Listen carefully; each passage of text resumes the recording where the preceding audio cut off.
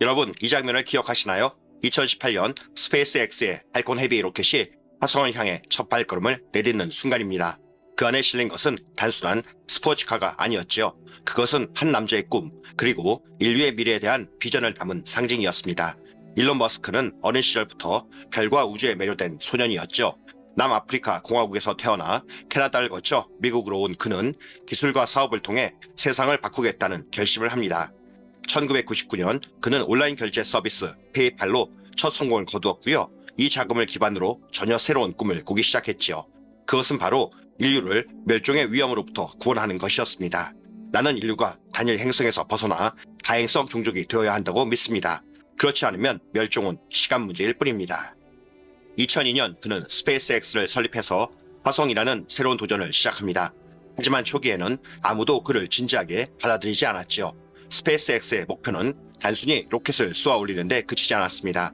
그것은 화성에 인류를 거주할 수 있는 자급자족 도시를 건설하는 것이었죠. 일론 머스크는 이 프로젝트를 백업 플랜이라고 불렀습니다. 그의 화성 이주의 비전은 명확하고 야심찼지요. 화성 이주 초기 단계에는 스타쉽을 통해 화물과 인원을 화성으로 보내는 작업을 수행한다. 중간 단계에서는 화성에서의 지속 가능한 에너지 생산과 물자 확보를 이룩한다. 최종 단계에서는 수백만 명이 거주할 수 있는 완전 자립 도시를 건설한다. 이런 식으로 구성되어 있었는데요. 그는 단순히 인류가 화성으로 이주할 수 있다고 말하는데 그치지 않았지요. 그는 우리가 화성을 개조, 트랜스포밍해서 지구와 같은 환경으로 만드는 것을 목표로 한다고 밝혔습니다.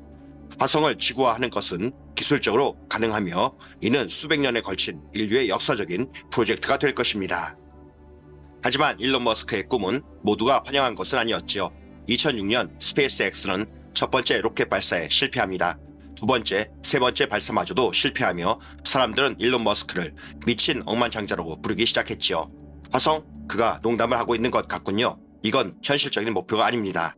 그러나 머스크는 포기하지 않았습니다. 그는 자금이 바닥나기 직전인 2008년 네 번째 발사를 성공시키며 스페이스X를 위기에서 구해냈고 이후에 나사와의 계약을 맺으며 회사의 입지를 굳혔습니다. 그럼에도 불구하고 일론 머스크의 비전은 대단한 도전이었지만 동시에 많은 의문과 음모론을 낳았지요. 왜 하필 화성인가? 그는 정말 모든 인류를 위해서 화성 프로젝트를 추진하는 것일까? 아니면 숨겨진 목적이 있는 것일까? 사람들은 그의 진짜 의도를 의심하기 시작했습니다. 일론 머스크의 음모론의 기원부터 살펴보도록 하죠. 화성 이주 프로젝트는 머스크의 진정성을 의심하는 일부 음모론자들에 의해 새로운 논쟁을 불러일으켰습니다. 이 프로젝트는 엘리트 계층을 위한 비밀 탈출 계획이라는 음모론이 인터넷을 통해 퍼져나갔지요. 음모론의 핵심은 바로 이것입니다. 화성으로 갈 수 있는 건 우리가 아니라 그들입니다. 이건 선택받은 자들을 위한 프로젝트입니다. 일론 머스크는 전 세계의 주목을 받으며 찬사와 비판을 동시에 받았는데요. 많은 사람들은 그를 현대의 토니 스타크라고 부르며 인류의 미래를 바꾸는 혁신가로 찬양했습니다. 하지만 동시에 그의 계획에 의구심을 품는 이들도 있었는데요. 일론 머스크를 찬사하는 사람들은 스페이스X의 획기적인 기술 발전으로 재활용 가능한 로켓과 민간 우주 탐사의 가능성을 보여주었고 인류의 미래를 위한 대담한 비전을 심어준 그를 찬양하고 있습니다. 반면에 회의론자들은 프로젝트의 현실성에 대한 의문을 제기하며 비용, 기술적인 한계가 분명하다고 지적합니다. 게다가 일론 머스크의 개인적인 야망에 대한 의심을 품고 있는데요. 이제 일론 머스크와 스페이스X는 첫 번째 발걸음을 내디딜 준비를 하고 있습니다. 화성 이주는 단순한 공상이 아니라 현실로 다가오고 있습니다. 하지만 이 프로젝트가 성공하든 실패하든 일론 머스크의 비전은 이미 전 세계의 상상력을 사로잡았고요. 그의 일거수일투족은 역사의 모든 페이지에 기록되고 있습니다. 화성은 한때 인류가 바라보던 미지의 별이었지만 이제는 단순한 꿈의 대상이 아니게 되었지요. 일론 머스크와 스페이스X는 이 붉은 별을 우리의 새로운 집으로 만들겠다는 대담한 계획을 세우고 있습니다. 이제 그 계획의 중심에 있는 스페이스X의 비전과 로드맵을 자세히 살펴보겠습니다. 스페이스X의 화성 이주 프로젝트는 스타쉽이라는 이름의 혁신적인 우주선에서 시작되죠. 스타쉽은 지구, 달, 그리고 화성을 연결하는 우주의 다리 역할을 하게 됩니다. 스타쉽의 설계와 목표는 정말 대담하고 야심찬데요. 스타쉽은 100명 이상을 수용할 수 있는 대형 우주선으로 설계되었죠. 첫 번째 특징은 완전 재사용 가능성이죠. 로켓 발사 후에 지구로 돌아와 다시 사용할 수 있어서 비용을 획기적으로 절감할 수 있습니다. 두 번째는 자체 연료 생산성입니다. 화성에서 메탄 연료를 생성해서 지구로 돌아올 수 있는 자급자족 시스템을 제공하였다는 것이죠. 2021년 스타쉽은 시험 비행에서 성공적으로 착륙하며 화성 이주 프로젝트의 첫 단계를 증명했습니다. 일론 머스크는 이를 두고 미래로의 도약이라고 말했지요. 우리가 성공하면 스타쉽은 인간이 우주를 탐험하는 방식 자체를 바꿀 것입니다. 스페이스X는 화성 이주를 단계별로 체계적으로 접근하고 있습니다. 이 프로젝트는 단순한 단기 목표가 아니라 수십 년에 걸친 장기 계획인데요. 전체 계획은 3단계로 구성되어 있습니다. 1단계는 초기 화물 수송이죠. 화성기지 건설에 필요한 물자와 장비를 먼저 보내는 임무를 수행하며 첫 번째 스타쉽 화물 임무는 2020년대 중반에 시작될 것으로 예상됩니다. 두 번째 단계는 인류의 첫 발걸음이죠. 인간을 화성으로 보내고 화성에서 생존 가능한 환경을 구축하는 것입니다. 첫 번째 유인 화성 탐사는 약 2030년대 초반으로 계획되어 있습니다. 세 번째 단계는 자급자족 도시의 건설이죠. 화성에 자급자족이 가능한 도시를 건설해서 수백만 명이 거주할 수 있도록 만드는 것인데요. 이 단계에서는 식량 생산, 에너지 확보, 대기 조성을 포함한 장기적인 테라포밍 프로젝트가 포함되죠. 스페이스X는 이 모든 과정을 통해서 화성을 인류의 두 번째 고향으로 만들겠다는 목표를 세우고 있습니다. 하지만 이 모든 것이 정말 가능할까요? 화성은 생각보다 훨씬 가혹한 환경인데요. 온도는 영하 60도, 대기는 대부분 이산화탄소로 구성되어 있습니다. 그리고 강한 방사선이 가장 큰 문제인데요. 스페이스X는 이러한 문제를 해결하기 위해서 다음과 같은 기술을 개발 중입니다. 첫 번째는 방사선 차단 기술이죠. 화성의 강한 방사선으로부터 인간을 보호하기 위해서 스타쉽 내부에는 특별한 차폐 물질도 설계되고 있습니다. 두 번째는 식량과 물 자급 시스템인데요. 스페이스X는 화성에서 식량을 재배하고 얼음층에서 물을 추출하는 기술을 연구 중입니다. 세 번째는 연료 생산 기술이죠. 스타쉽은 화성 대기의 이산화탄소와 물을 사용해서 메탄 연료를 생산할 수 있는 기술을 개발하고 있습니다. 이러한 기술은 단순히 화성을 탐사하는 데 그치지 않고 인간이 그곳에서 생존하고 번영할 수 있는 기반이 될 것입니다. 스페이스X는 화성 이주 초기에 인간이 생존할 수 있는 임시 거주지를 계획하고 있는데요. 이 거주지는 지하터널이나 도명 구조물로 만들어질 예정이죠. 초기 거주지의 특징도 구체적인데요. 방사선 차단 돔을 설치해서 강한 방사선으로부터 보호하고 에너지 작업 시설로서 태양광 패널과 연료 전지를 사용합니다. 식량 생산 구역을 구축해서 수경 재배를 통해 식량을 생산하죠. 초기의 화성 거주지는 100명 이하의 소규모 인원으로 시작됩니다. 이들은 화성에서 살아남기 위해 철저히 훈련받은 전문가들로 구성될 것입니다. 일론 머스크는 화성 이주가 인류를 멸종으로부터 구하기 위한 것이라고 말하고 있습니다. 그러나 일부 사람들은 이 계획 뒤에 숨겨진 의도가 있을 수 있다고 주장하는데요. 숨겨진 의혹은 다음과 같습니다. 화성은 엘리트 계층만을 위한 새로운 안식처가 될 것인가? 화성 자원을 독점하려는 경제적인 야망은 없는가? 화성 프로젝트가 실제로 군사적인 용도로 사용될 가능성은 다분하지 않은가? 이런 의심이었죠. 스페이스X의 화성 이주 계획은 과학적인 도전이자 인류의 미래에 대한 비전입니다. 하지만 그 안에는 수많은 의문과 음모론이 여전히 꼬리를 물고 뒤따르고 있습니다. 우주 탐사라는 이름 아래 숨겨진 또 다른 이야기들이 있습니다. 스페이스X의 화성 이주 계획은 인류 모두를 위한 것이 아니라 오직 선택받은 인류만을 위한 계획이라는 음모론이 인터넷과 대중 속에서 파장을 일으키고 있는데요. 자, 지금부터요. 그 음모론의 세계로 들어가 보시지요. 첫 번째 음모론은 음모론의 기원, 선택받은 자들의 프로젝트라는 것이죠. 이 음모론은 화성 프로젝트 초기 단계부터 등장했습니다. 2004년 일론 머스크가 화성 이주에 대한 첫 번째 비전을 공개했을 때 일부 사람들은 단순히 야심찬 계획으로 보지 않았지요. 그들은 일론 머스크의 화성 프로젝트가 전 지구적 위기 상황에서 선택받은 소수만을 구하기 위한 비밀 탈출 계획이라고 주장합니다. 그들의 주장 내용은 다음과 같습니다. 화성 이주는 지구 환경 붕괴로부터 도피하기 위한 선택받은 엘리트들의 계획이다. 이 프로젝트는 전 세계 상위 1%를 위한 비밀스러운 피난처로 설계되었다. 일반 대중은 이 프로젝트에서 철저히 배제될 것이다. 화성에서 살아남은 것은 우리 같은 평범한 사람들이 아니다. 그곳은 억만장자, 정치 엘리트, 그리고 특권층만을 위한 것이다. 일론 머스크는 종종 대담한 발언으로 화제를 모았는데요. 하지만 그의 몇몇 발언은 음모론자들에게 기름을 부은 격이었죠. 2016년 일론 머스크는 화성 이주의 초기 비용에 대해 이렇게 말했습니다. 한 사람당 화성 이주 비용은 약 20만 달러로 예상됩니다. 이 발언은 단순한 추정치일 수도 있지만요. 음모론자들은 이를 경제적인 배제의 신호로 받아들였죠. 대다수의 사람들이 감당할 수 없는 비용을 제시한 것은 이 프로젝트가 소수의 부유층만을 대상으로 한 것임을 암시한다고 주장합니다. 우리는 선택받은 자들이 아니다. 우리는 화성을 위한 인류의 대피 계획에서 제외된 사람들일 뿐이다. 그뿐만 아니라 일론 머스크는 화성에 대해 법적, 정치적인 구조에 대해 이렇게 언급한 적도 있습니다. 화성은 지구의 법에서 독립적이어야 하며 스스로의 헌법과 정부를 세워야 한다.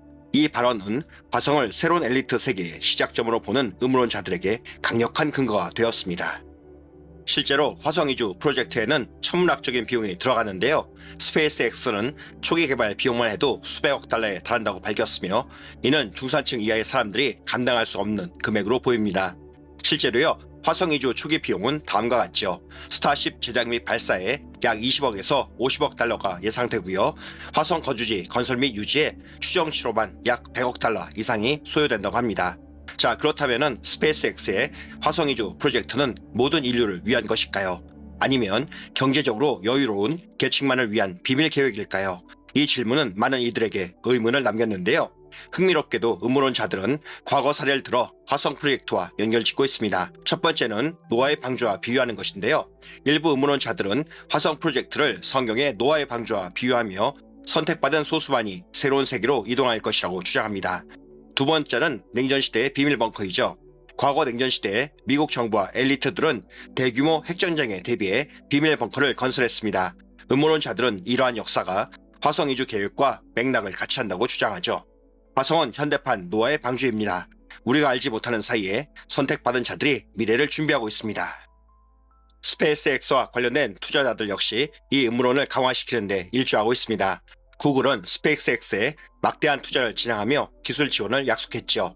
나사는 화성 프로젝트에 대한 지속적인 자금 지원을 약속했고요. 비공개 투자자들도 문제이죠. 글로벌 상위 1%의 개인 투자자들이 프로젝트에 기여하고 있다고 합니다.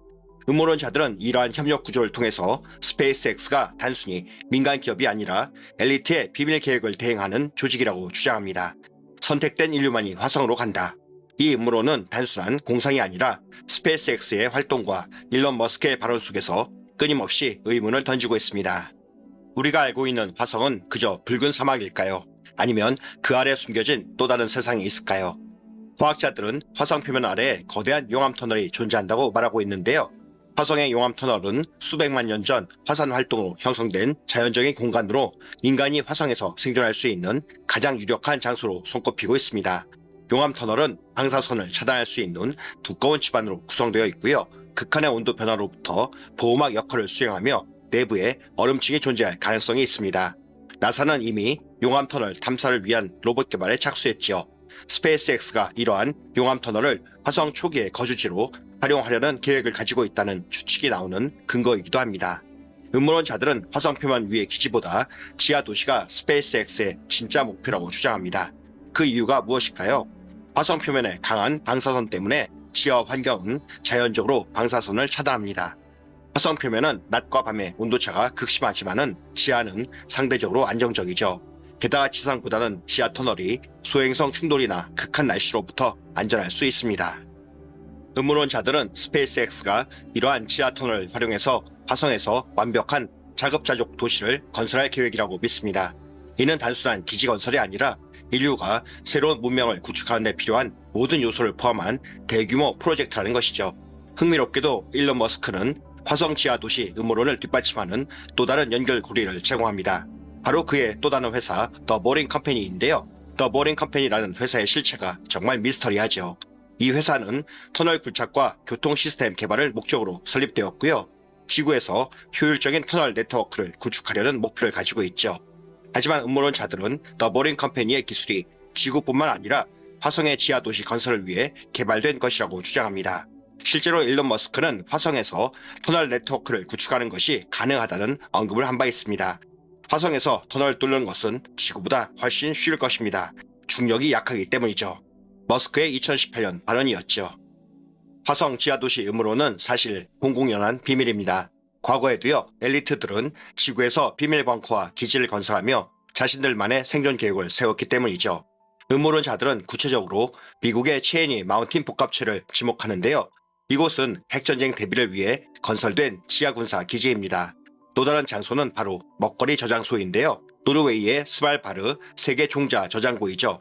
이곳에는 인류의 미래를 위해 설계된 지하시설로 전 세계의 모든 식량에 관한 종자를 보관하고 있습니다. 음모론자들은 머스크의 화성 프로젝트가 이러한 과거 사례를 기반으로 설계된 현대판 비밀기지라고 주장합니다. 나사와 스페이스X의 긴밀한 협력도 이 음모론을 강화하는 요인 중 하나인데요. 나사는 화성 탐사를 위해서 스페이스X에 막대한 자금을 지원하고 있고요. 일부 미공개 프로젝트도 함께 진행된다는 음모론이 만연합니다. 구체적인 음모론의 내용도 살펴보시죠. 스페이스X와 나사는 화성의 지하터널에 기지를 이미 구축했을 가능성이 있다는 것인데요. 이 프로젝트는 공개된 것보다 훨씬 진전된 상태일 가능성, 화성 지하 도시 계획은 군사적인 목적을 포함하고 있을 가능성 등이 회자되고 있습니다. 결국 음모론자들의 주장을 요약하면은 일론 머스크는 이미 화성 지하에 비밀 기지를 건설 중이며 지하 도시는 엘리트를 위한 비밀 프로젝트이다. 이런 주장이죠. 자, 그렇지만요. 일론 머스크와 관련된 더 큰 음모론이 여러분을 기다리고 있습니다. 뉴월드 오더, 이 단어는 음모론 세계에서 가장 강력한 키워드 중 하나이죠. 이것은 소수의 엘리트들이 전 세계를 통제하고 새로운 질서를 구축하려 한다는 개념을 의미합니다. 뉴월드 오더의 주요 특징도 정말 무시무시한데요. 전 세계의 정치, 경제, 사회 시스템을 통합하고 소수 엘리트들에 의한 지배 구조를 확립합니다. 비밀회의와 숨겨진 계획을 통한 세계를 통제한다는 것이죠. 뉴월드 오더는 단순한 음모론이 아닌데요. 그것은 오래전부터 준비된 계획입니다. 그렇다면 스페이스X와 뉴월드 오더가 어떻게 연결될까요? 음모론자들은 머스크가 단순한 혁신가가 아니라 뉴월드 오더의 계획에 깊이 관여한 인물이라고 주장합니다. 화성 이주 프로젝트는 뉴월드 오더의 플랜 B라고 말하는데요. 지구가 환경적, 사회적인 붕괴에 직면했을 때 엘리트들은 화성으로 이동할 계획이며 화성은 뉴월드 오더가 통제하는 새로운 시작의 장소가 된다는 것이죠. 화성은 새로운 질서의 첫 번째 수도가 될 것입니다. 지구는 그들이 통제한 채로 남겨질 것입니다. 일론 머스크는 때때로 대담한 발언으로 주목을 받았는데요. 하지만 이 발언들이 뉴월드 오더 음모론자들에게는 또 다른 해석의 단서를 제공하기도 했습니다. 화성은 지구의 법에서 독립해야 하며 스스로의 시스템을 구축해야 한다. 2002년 일론 머스크의 트윗이죠. 화성은 단순히 인류의 두 번째 행성이 아니라 새로운 문명의 시작입니다. 일론 머스크의 인터뷰 발언 내용입니다. 이러한 발언은 음모론자들에게 화성이 뉴월드 오더의 이상을 실현할 공간이라는 주장을 뒷받침하는 근거로 작용했지요. 뉴월드 오더 음모론에 빠질 수 없는 요소는 바로 엘리트들의 비밀회의인데요. 스페이스X와 머스크가 이러한 엘리트 그룹과 밀접하게 연관되어 있다는 주장도 있습니다. 앨런 머스크는 다보스 포럼, 빌더버그 회의와 같은 비밀회의에 참여하며 뉴월드 오더 계획에 기여한다는 주장이죠. 화성 프로젝트는 비밀회의에서 결정된 글로벌 엘리트의 전략 중 하나라는 것입니다. 음모론자들은 이렇게 주장합니다. 일론 머스크와 그의 팀은 뉴월드 오더의 중요한 대리인으로 활동하고 있다는 것이죠. 그들은 화성을 새로운 세계 지배의 플랫폼으로 만들고 있습니다. 스페이스X의 화성 테라포밍 계획도 뉴월드 오더와 연결된 또 다른 음모론의 중심이죠. 테라포밍은 단순한 과학적인 도전이 아니라 뉴월드 오더의 이상을 실현하기 위한 준비 단계입니다. 화성을 지구와 유사한 환경으로 바꾸어 엘리트만이 거주할 수 있는 새로운 사회를 건설하는데요. 테라포밍 기술은 지구 환경을 조작하는 기술로도 활용이 될 가능성이 있다는 것이죠. 뉴월드 오더와 화성 이주 프로젝트를 연결짓는 이 음모론은 과학자들 사이에서도 논쟁의 대상입니다. 과연 어디까지가 사실이고 어디까지가 상상일까요? 여전히 그 판단은 여러분의 몫이겠지요. 이번에는 스페이스X와 미군 간의 비밀스러운 협력관계 그리고 화성을 군사기지로 개발하려는 음모론과 스타링크 프로젝트의 숨겨진 가능성을 알아보죠. 스페이스X는 단순한 민간 우주 탐사 기업이 아니었습니다. 그들의 기술력은 미국 국방부와 깊이 연결되어 있고요. 이는 단순히 로켓 발사 계획을 넘어서는 차원에 이르고 있지요. 스페이스X는 미군과 협력해서 군사위성을 발사하는 데 핵심적인 역할을 하고 있습니다. 2020년 스페이스X는 GPS-3 위성을 성공적으로 발사하며 미군의 신뢰를 얻게 되었고요. 이후에 미군의 기밀 작전에 필요한 감시 위성을 정기적으로 발사하고요. 스페이스X의 기술력은 군사 작전의 중요한 부분을 차지하게 됩니다. 스페이스X는 미국의 극비 우주선 X-37B를 발사하며 우주 공간에서 군사적인 실험을 진행할 수 있도록 지원하고 있습니다. X-37B는 궤도에서 장기간 작전을 수행할 수 있는 비행체인데요. 그 목적은 아직 완전히 공개되지 않았죠. 일부 음모론자들은 이 우주선이 우주전쟁을 준비하기 위한 플랫폼이라는 주장을 제기하고 있습니다. 스페이스X의 화성 이주 프로젝트가 단순히 인류를 위한 두 번째 행성을 개발하는 것이라고 믿으시나요? 음모론자들은 이 프로젝트가 화성을 군사기지로 개발하기 위한 계획이라고 주장합니다. 화성은 지구에서 가장 멀리 떨어진 전략적인 장소이고요. 군사기지를 개발하기에 이상적인 환경이죠. 화성에서 발사된 미사일이나 무기는 지구에 대한 즉각적인 대응이 어렵기 때문에 이상적인 공격 및 방어 기지로 활용이 가능하다는 것입니다. 결국 화성 테라포밍 기술은 군사적인 자원 확보와 밀접하게 연관되어 있고요. 화성은 단순히 새로운 거주지를 넘어서 지구에서 벗어난 군사적인 요새로 발전할 가능성이 있다는 주장입니다. 설상가상으로 스페이스X와 더 보링 컴퍼니의 기술이 결합되면 화성의 지하에 방어용 터널과 군사기지를 건설할 수 있다는 주장이 제기되고 있지요. 용암 터널을 활용한 방어기지를 구축하고 방사선과 폭격으로부터 안전한 지하군사 도시를 개발한다는 주장입니다. 스타링크는 단순히 전세계 인터넷을 제공하기 위한 시스템일까요? 아니면은 그 이면에 군사적인 가능성이 숨겨져 있을까요? 스타링크는 지구 전역에 군사적인 커뮤니케이션을 위한 인프라를 제공할 수 있습니다. 또한 스타링크는 드론과 무인 군사 작전의 네트워크를 강화할 수 있는 기술적 기반을 제공하고 있죠. 심지어 위성 네트워크를 활용한 실시간 데이터 전송은 적군의 위치를 실시간 추적하고 정밀 타격을 가능하게 합니다. 결국 스타링크는 단순한 인터넷 제공 도구가 아니라 우주에서 군사적인 우위를 점하기 위한 새로운 무기 시스템이라는 사실이죠. 미국 국방부는 이미 스타링크를 통해서 군사작전에 필요한 통신을 강화하고 있고요. 스타링크는 지구와 우주를 연결하는 새로운 군사 네트워크의 핵심으로 확고히 자리 잡고 있습니다. 화성 이주 음모론은 단순한 과학적인 도전과 탐험의 이야기가 아니었죠. 그것은 우리 사회의 두려움, 기대, 그리고 상상력을 보여주는 거울과도 같습니다. 화성 이주 음모론은 현대사회가 가진 기술적인 야망과 두려움을 동시에 드러내고 있죠. 스페이스X가 주도하는 프로젝트는 전 세계적으로 기술 혁신의 상징이 되었지만 이면에는 정보의 불균형이 음모론을 부추겼습니다. 음모론과 과학, 그 사이의 긴장과 논쟁은 인류가 진실을 찾아가는 과정의 일부이겠지요. 화성 이주는 그 자체로 거대한 도전이자 인류의 끝없는 가능성을 상징합니다. 과연 우리는 이 프로젝트를 통해서 어떤 미래를 만들어갈 수 있을까요? 화성과 지구 그리고 그 사이의 이야기들은 계속될 것입니다. 역시나 진실은 저 너머에 있습니다.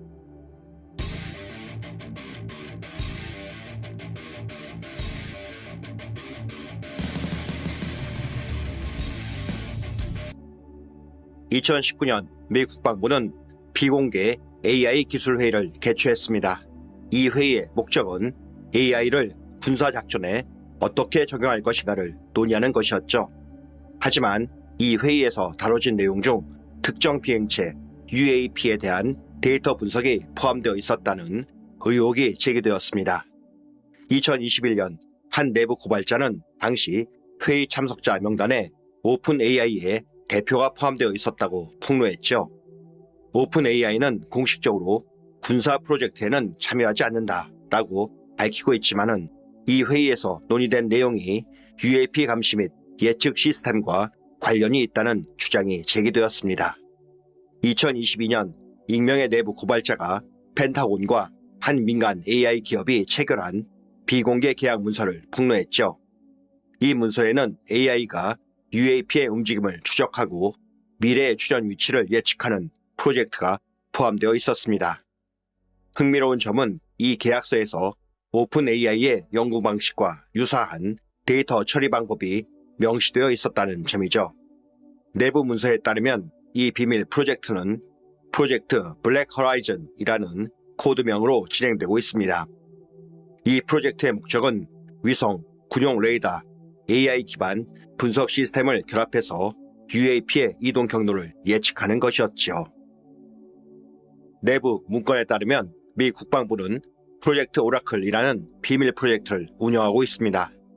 이 프로젝트의 목표는 AI가 과거 데이터를 분석해서 UAP가 언제 어디에서 출현할지를 예측하는 것이었죠. 흥미로운 점은 이 프로젝트에 사용된 AI 모델이 오픈 AI의 알고리즘과 유사하다는 점이었죠. 2023년 한 익명의 군 관계자는 AI가 92%의 정확도로 특정 지역에서 UAP 출현을 예측했다고 주장했습니다. AI가 예측한 날짜와 시간에 실제로 미확인 비행체가 출현한 사례가 보고되었고, 이는 미국 군사기관 내부에서 AI 기반 UAP 감시 시스템이 이미 운용 중일 가능성을 강하게 시사하고 있습니다.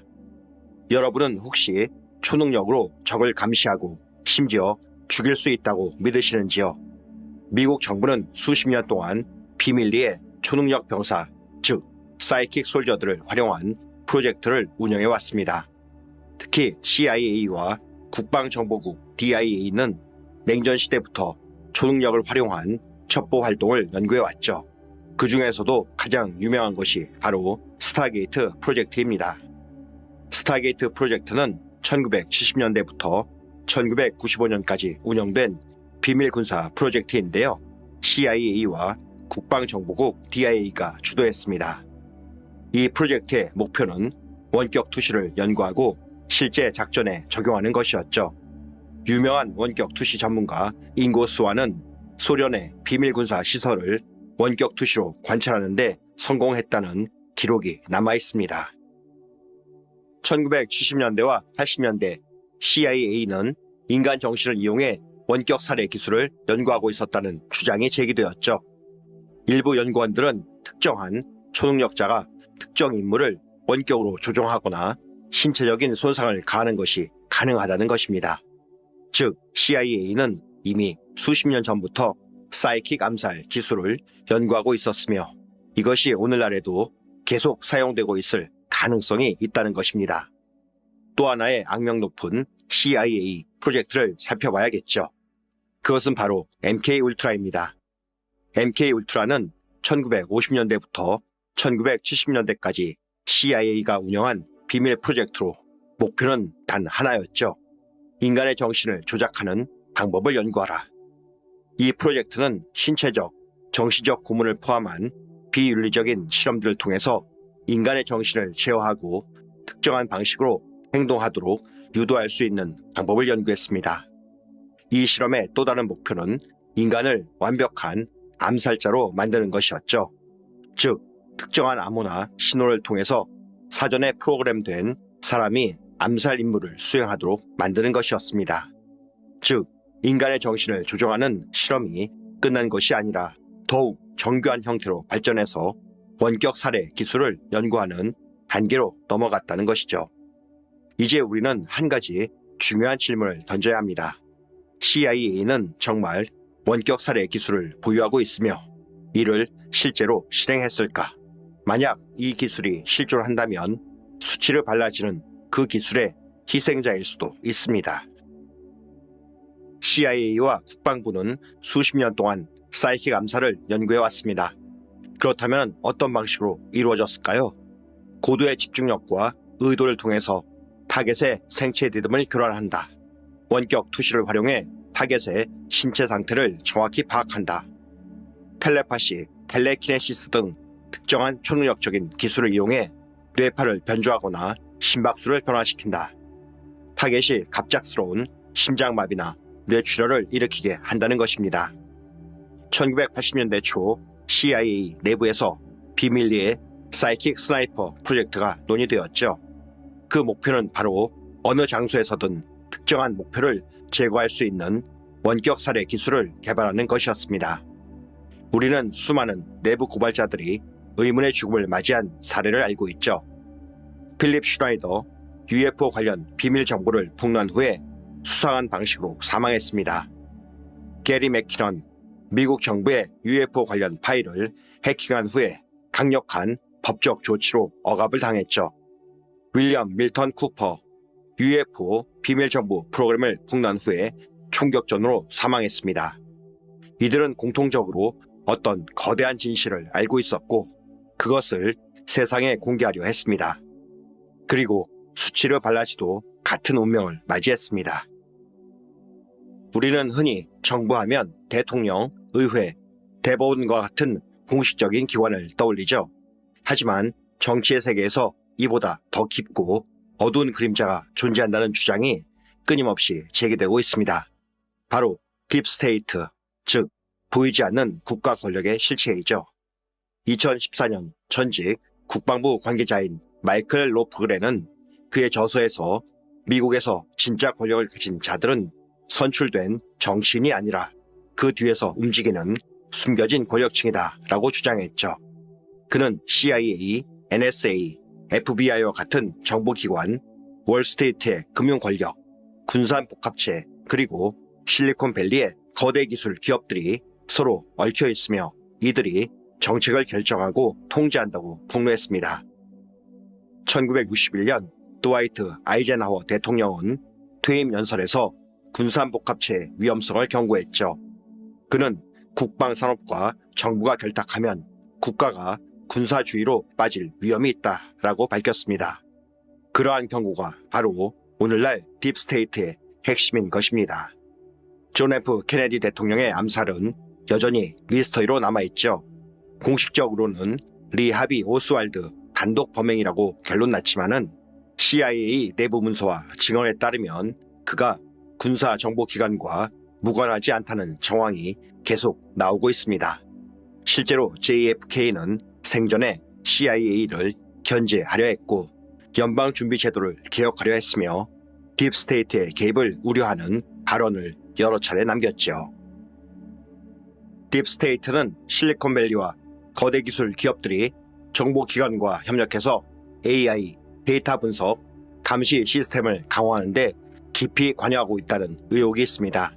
특히 오픈 AI와 같은 인공지능 연구기관이 딥스테이트의 명령에 따라 비밀 프로젝트를 진행하고 있다는 주장도 제기되고 있습니다. 오픈 AI는 2015년 일론 머스크, 샘 알트먼, 리드 호프만 등 실리콘밸리의 거물들이 중심이 되어 설립했죠. 공식적인 목표는 인류에게 이익이 되는 안전한 AI 개발이었지만은 2019년 오픈 AI는 비영리 조직에서 영리 목적의 법인으로 전환하면서 논란이 되었습니다.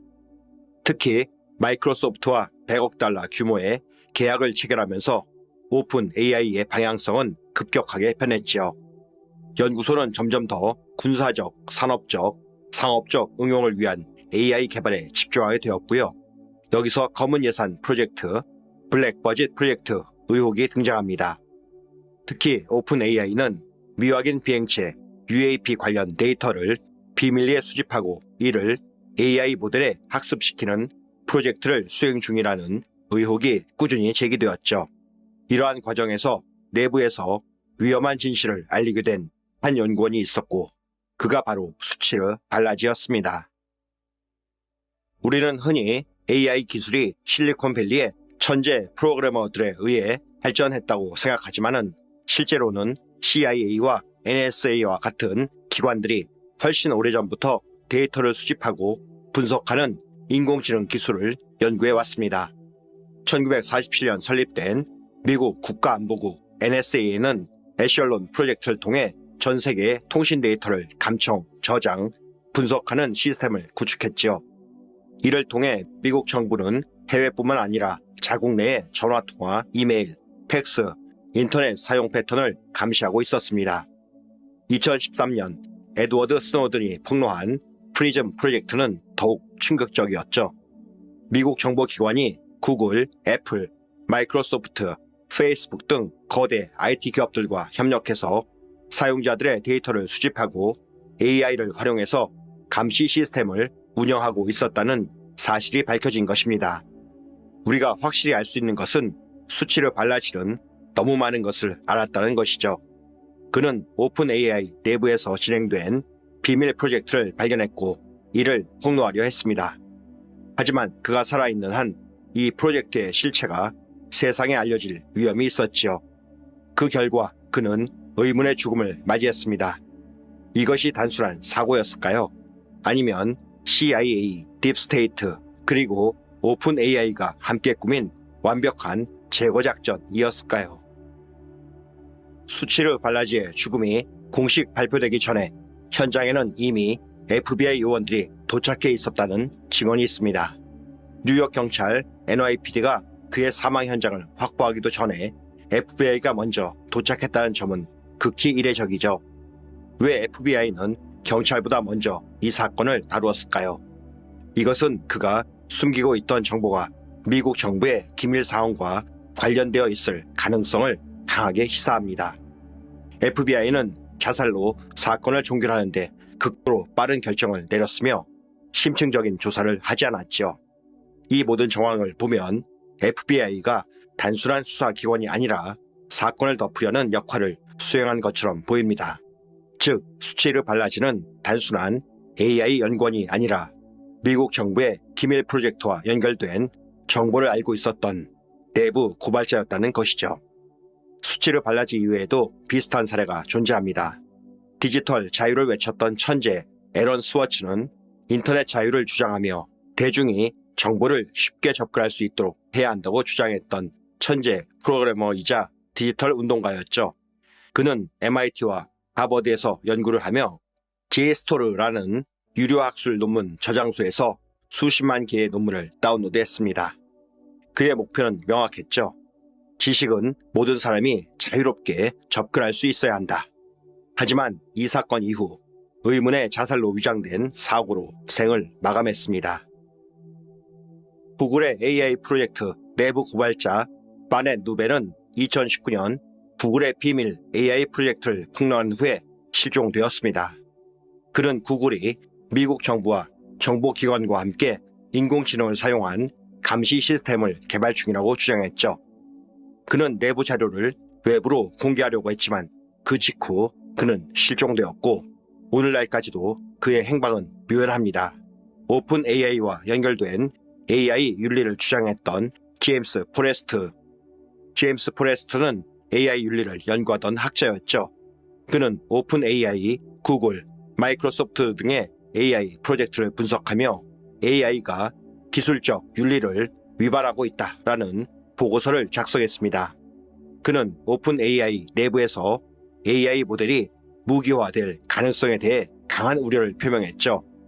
그는 내부 문건을 통해 AI가 비윤리적인 방식으로 활용되고 있으며 정부는 이를 적극적으로 감추려 한다라는 사실을 폭로하려 했습니다. 그러나 그는 연구를 마무리하지 못했죠. 2022년 그는 자택에서 의문의 심장마비로 사망한 채 발견되었습니다. 살펴본 사례들은 모두 동일한 패턴을 보이고 있죠. 정부와 연결된 AI 연구, 정보를 폭로하려던 연구원, 사망 혹은 실종, 삭제된 데이터와 증거들. 만약 이 모든 사건이 하나의 패턴을 형성하고 이 패턴의 배후에는 강력한 세력이 존재한다고 의심되지 않을까요? 수치르 발라지는 사망하기 전에 몇몇 동료들에게 수상한 이메일을 보냈습니다. 나는 믿을 만한 위협이 되었다. 이제 그들이 나를 막으려 한다. 내가 본 것들이 사실이라면 우리는 전혀 다른 현실 속에서 살고 있다. 그렇다면 믿을 만한 위협이 되었다는 것은 무슨 의미였을까요? 그가 사망한 후에 그의 컴퓨터는 FBI가 즉각 압수했죠. 하지만 그가 남긴 문서 일부는 그의 동료들에 의해 사전에 백업된 것으로 보입니다. 그 문서들에서 가장 주목할 만한 부분은 다음과 같죠. UFO, UAP 데이터가 오픈 AI 모델에 학습되었다. 이 데이터를 통해 AI는 특정 지역에서 UFO가 출현하는 패턴을 분석할 수 있다. 이 기술은 군사적 감시 시스템에 응용될 수 있다. 이게 사실이라면 오픈 AI는 단순한 인공지능 연구소가 아니라 정부의 비밀 프로젝트에 협력하고 있었다는 의미가 됩니다. 그리고 수치르 발라지는 이 모든 것을 직접 목격했던 것입니다. 그는 죽었지만은 그가 남긴 질문들은 아직 우리 곁에 남아 있습니다. 진실은 여전히 저 너머에 있습니다.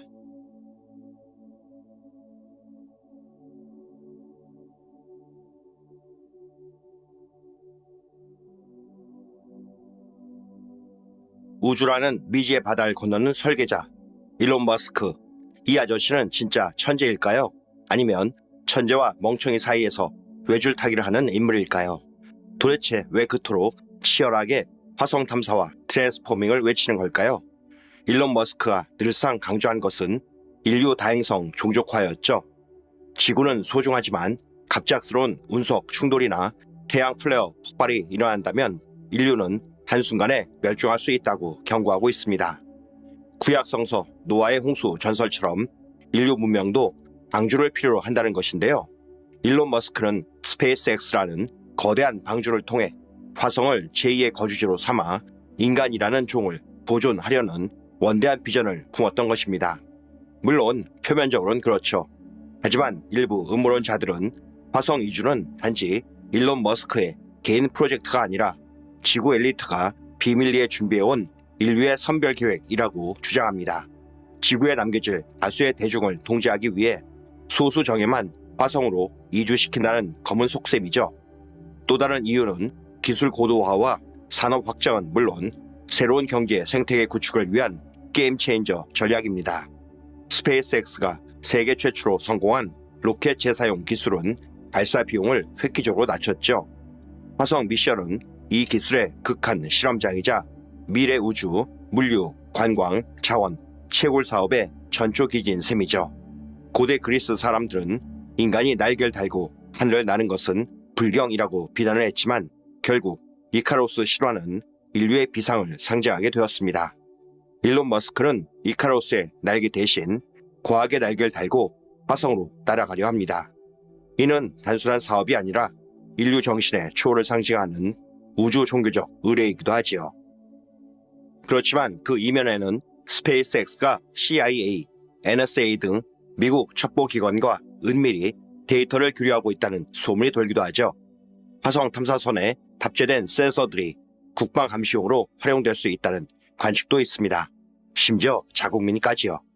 만약 사실이라면 우주는 더 이상 과학의 무대가 아니라 첨단 정보전의 치열한 전장이 될 수도 있습니다. 화성 트랜스포밍은 단순히 행성 하나를 바꾸는 것이 아니었죠. 인류가 자신의 손으로 지구를 재창조하는 위대한 서사시입니다. 일론 머스크는 CO2 방출, 온실가스 생성, 태양 반사경 등을 활용해 화성 대기압을 0.1에서 0.2바 수준으로 끌어올려 인공호흡이 가능한 환경 조성부터 시작하려 합니다. 다음 단계는 바이오 리액터와 생명공학의 융합이죠. 화성 토양에 내한성 미생물, 유전자 조작 식물을 도입해 광합성으로 산소를 생산하고 유기물을 축적하는 생물권 구축이 핵심입니다. 이러한 과정은 곧 판도라의 상자를 열고 우주에 생명을 심는 행위이기도 하죠. 그 다음 단계는 인공자기장 복원입니다. 태양풍으로부터 대기를 보호하기 위한 인공자기장 기술은 지구자기장 소멸 위기를 연구하는 과학자들에게도 새로운 대안으로 떠오르고 있죠.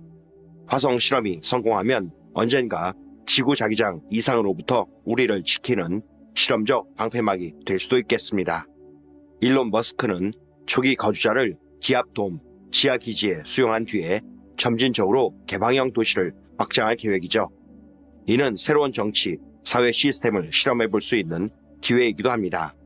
화성 시민권, 화성 독립선언 등 SF 소설에서나 볼 법한 이야기들이 현실로 성큼 다가오는 셈이죠. 스페이스X가 표면적으로는 민간 우주 기업이지만 그 이면에는 미 국방부, CIA, NSA와 맺은 은밀한 블랙 프로젝트 계약이 숨어 있다는 음모론이 있습니다. 공식 스페이스X 예산 중 10에서 20%가 비공개 계정으로 흘러들어가 테슬라, 스페이스X 이사회 구성원들이 직접 관리한다는 설이죠. 이 돈으로 공개되지 않은 첨단 병기 개발, 위성 감시 네트워크 구축, 사이옵, 심리전용 정보 수집 장비 탑재 등이 진행된다고 합니다. 스페이스X 본사 아래에는 프로젝트 메신저라는 코드명의 연구소가 운영 중이라는 루머가 퍼져 있습니다. 이곳에는 인공지능, 양자 컴퓨팅, 스텔스 기술을 결합한 우주 정찰기를 개발해 이미 수차례 화성 궤도에서 미 국방부 위성들과 정보를 교환 중이라는 주장이죠. 왜 민간 기업이 군사, 첩보기관과 손을 잡고 우주선을 띄우는가? 이들은 단지 과학적인 성과를 위해서가 아니라 인류의 최종 전장인 우주에서 군사 우위를 선점하기 위한 은밀한 전쟁을 준비하고 있다는 것입니다. 일부 음모론 커뮤니티에서는 엑스파일 속 스모킹맨이 뒤에서 이끄는 진짜 연방정부, 즉 그림자 정부가 머스크를 움직인다고 주장하죠. 그들에 따르면 스페이스X는 초기 화성 이주 후보자로 사회, 문화, 기술, 의료, 정치 분야의 엘리트 목록을 이미 작성해 두었습니다. 이 명단에는 UN 고위 관료, 노벨상 수상자, 초거부 가족 등이 포함되어 있으며 인류 다종 생존 계획은 사실상 극소수만을 위한 프로젝트라는 음모가 제기됩니다. 우선 탑승권 판매설도 있습니다. 공식적으로는 선착순 예약이라 했지만 실제로는 후원금, 투자금 규모에 따라 탑승권이 배정된다는 소문도 들고 있죠. 이러한 소문이 사실이라면 대중은 단지 투자금을 댄 VIP 고객 1차 라운드에 불과할지도 모르는 것입니다. 일론 머스크의 화성 플랜에는 단순한 이주가 아니라 인간 개조 프로젝트가 포함되어 있다는 극강 음모론이 있죠. 해외 포럼에는 이를 PD112 계획이라고 부르는데요. 화성의 방사선 극좋은 저기압 환경에서 생존하려면 지구인 육체만으로는 불가능하다는 것이 그들의 주장입니다.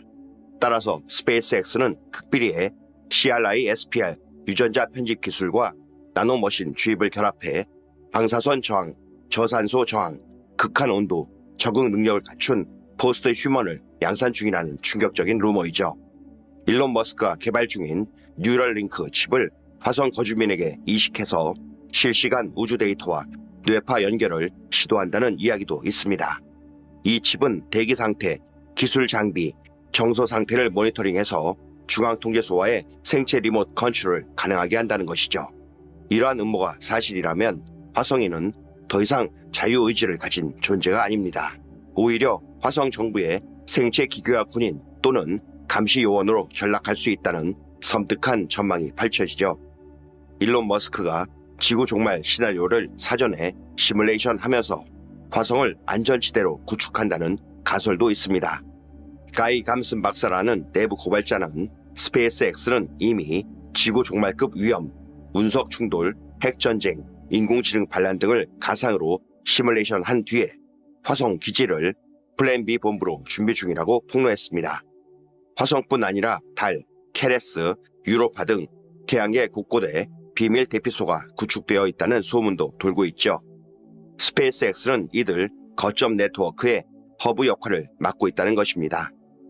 고대 메소포타미아, 이집트의 신전 그림에서 발견된 붉은 행성 상형 문자가 사실은 화성 이주 시나리오를 기록한 것이란 주장이 있습니다. 이들 기록이 20세기 비밀 조직에 전해지면서 21세기 화성 프로젝트의 설계도가 되었다는 해석입니다. 이제 2010년 버락 오바마 전 대통령의 가까운 미래 화성 여행이 가능하다라는 그러한 선언 뒤에 숨겨진 은밀한 커넥션과 미스터리 음모론을 파헤쳐보겠습니다. 과연 이 발언은 단순한 비전 제시였을까요? 아니면 일론 머스크와 보이지 않는 끈으로 연결된 신비한 각본의 일부였을까요? 2009년 말 나사와 국방부, CIA 산하 비밀 자문 그룹이 결성되었는데요. 코드명은 스페이스 어드밴스드 디비전 SAD이었습니다. 이 그룹에는 일론 머스크가 창립한 스페이스X와 오바마 행정부의 과학자문위원회가 비밀리에 참여했죠. 2010년 4월 오바마 대통령의 화성 언급은 이 SAD 회의 결과물을 대중에게 예비 선언한 것이었다는 설이 있습니다. 즉, 화성 여행은 가능하다라는 멘트 자체가 비밀 프로젝트의 존재를 은밀히 인정하는 일종의 소프트 디스클로저였다는 것이죠. 스페이스X는 2008년 이미 일론 머스크의 개인 자금으로 저궤도 우주선 재사용 실험에 성공을 했으며 2010년 초에는 비공개로 화성 궤도선 컨셉 디자인을 SAD에 제출했습니다. 이후 오바마의 발언 직후에 일론 머스크는 공개 자리에서 화성 미션 준비는 이제 막 시작이라고 재확인함으로써 두 사람의 교감이 엿보였죠. 2010년 6월 스위스에서 열린 빌더버그 그룹 연례 회의에서 오바마, 일론 머스크, 나사 책임자 그리고 일부 다국적 기업 CEO들이 비밀리에 모였습니다. 참석자 전원에게 나누어진 USB 안에는 초기 화성 식민지 설계도 제4 행성 프로젝트가 담겨 있었다고 하죠. 이 문건은 화성 궤도 반사경, 핵융합 발전소, 자율이주선 스케줄 등을 상세히 명시했는데요. 오바마가 언급한 가까운 미래의 범주와 정확히 일치합니다. 이 회의에서 일론 머스크는 민간과 정부의 협업 없이는 대규모 우주 이주는 불가능이라고 설득을 했고 결국 미국 정부는 스페이스X에 막대한 비공개 R&D 펀드를 제공하기로 합의했다는 설이 돌고 있습니다. 일각에서는 2010년 발표가 사실 정부, 정보기관이 대중 심리를 조작하기 위한 전략이었다고 주장하죠. 코드명 프로젝트 미드나잇은 인류에게 우주 이주는 곧 현실이란 메시지를 무의식 중에 각인시키고 민간 우주 기업의 주가와 투자금을 안정시키려는 정보전이었다는 것이죠. 일론 머스크는 이 사이옵의 민간 대변인으로 활용되었으며 그의 트위터와 언론 인터뷰는 모두 예비 디스클로저 캠페인의 일부였다는 것입니다. 실제로 오바마 발언 며칠 뒤 스페이스X 주가는 단기 급등했고 대형 벤처 캐피털은 일론 머스크에게 추가 자금을 몰아넣었지요. 또 다른 음모론은 오바마의 선언 자체가 일종의 선발 기준이었다라는 것입니다.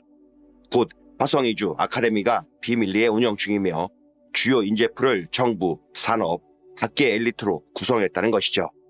스페이스X는 2010년부터 수차례 공개 채용 공고를 냈지만 실제로는 이 중 95%를 우주 비밀 아카데미 졸업생으로 채웠다고 합니다. 이들은 극한 환경 생존 훈련, 고강도 G포스 내성, 언어, 문화, 군사 교육을 비공개로 이수한 뒤에 첫 번째 화성 행성 개척단 후보로 등록되었다는 음모론이죠. 이 프로그램의 교관진에는 미 국방부 예비역 장성들과 CIA 과학 책임자들이 포진해 있었고 오바마는 국가 비상사태 시에 화성 정부가 출범할 수 있도록 비상 권한을 법제화했다는 행정명령을 준비했었다는 소문도 전해집니다. 이처럼 2010년 오바마 대통령의 화성여행 선언은 단순한 미래 비전이 아니라 비밀 태스크포스 SAD의 대중 예비 선언, 빌더버그 서밋, 제4행성 프로젝트 유출, 정보전 사이옵 프로젝트 미드나잇, 우주 엘리트 아카데미 인재 선발이라는 네 축의 미스터리 음모가 얽혀 있습니다. 그리고 일론 머스크는 이 모든 계획의 민간 실행자이자 동시에 대중사고를 조율하는 핵심 키플레이어로 자리매김해 왔습니다. 여러분은 과연 이 거대한 우주 퍼즐에 어떤 조각을 붙여보고 싶으신가요? 후속 이야기는 다음번 컨텐츠에서 계속됩니다. 여전히 진실은 저 너머에 있습니다.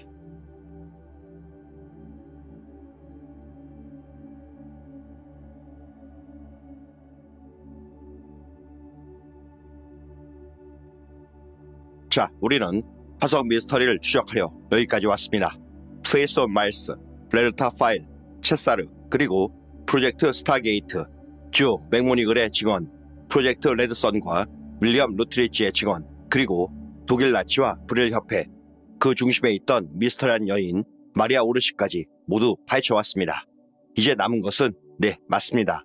일명 설계자의 기억을 가진 자 앨런 머스크, 그리고 나사의 초대박 기밀을 폭로한 게리 맥키넌, 바로 이 두 사람이죠. 우선 일론 머스크부터 파헤쳐봐야 합니다. 뉴럴링크, 일론 머스크가 직접 설립한 뇌 컴퓨터 인터페이스 기업이죠. 공식적으로는 마비 환자들이 다시 움직이게 하고 언어 장애를 해결하고 청각, 시각을 복원하는 기술 기업이죠. 말 그대로 의료 기술. 그런데요, 진짜 목적은 그게 아닐 수도 있다는 겁니다.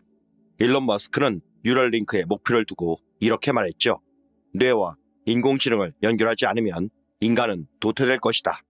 무서운 말이죠. 그는 치료가 아니라 업그레이드를 말하고 있습니다.